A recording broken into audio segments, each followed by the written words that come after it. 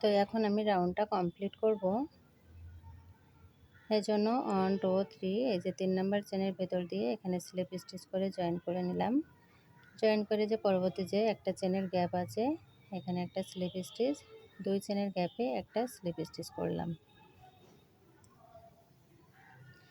এখন নেক্সট রাউন্ডটা শুরু করব। তার জন্য ফার্স্ট এখানে 1 2 3 তিনটে চেন করলাম।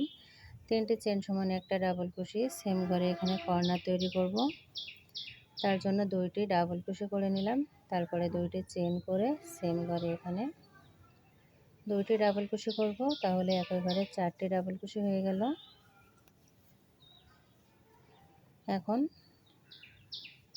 পরবর্তী যে ঘরটি আছে সেখানে একটা ডাবল কুশি করলাম। নেক্সট ঘরে একটা ডাবল কুশি। তো প্রতিটা মেন পয়েন্ট কিন্তু আমি আপনাদেরকে লং ভিডিওর মাধ্যমে দেখাচ্ছি এবং বাকি কাজগুলো আমি রিয়েল ভিডিওর মাধ্যমে শেয়ার করে দিব।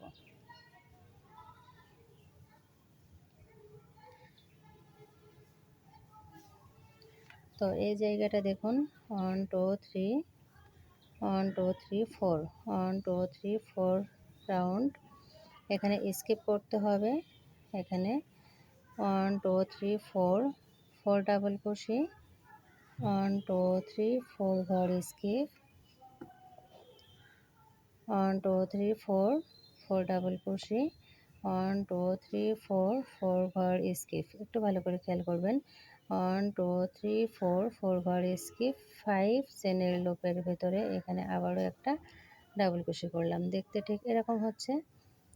এখন নেক্সট যে ঘরটি এই ঘরের ভেতরে একটা ডাবল কুশি, এখানেও 4টি ডাবল কুশি হবে। খেয়াল করবেন, যদি ঘর কম বেশি হয় তাহলে বুঝবেন আপনাদের ভুল হয়েছে। এখানে দেখুন অলরেডি 1 2 3 4 4টি ডাবল কুশি করা হয়ে গেল।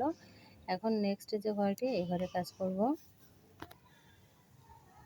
তো এখানে একটা কর্নার হয়ে গেছে, আরও একটা কর্নার দেখিয়ে তারপরে আমি এখানে ছোট ছোট স্কিপ করব। এখন আবারও কর্নার তৈরি করব। এজন্য এই কর্নারের ভেতরে 4টি ডাবল কুশি করতে হবে।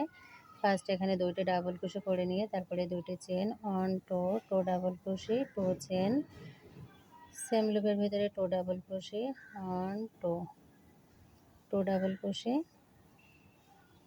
এখন আবারও পরপর 4টি ঘরে 4টি ডাবল কুশি করব।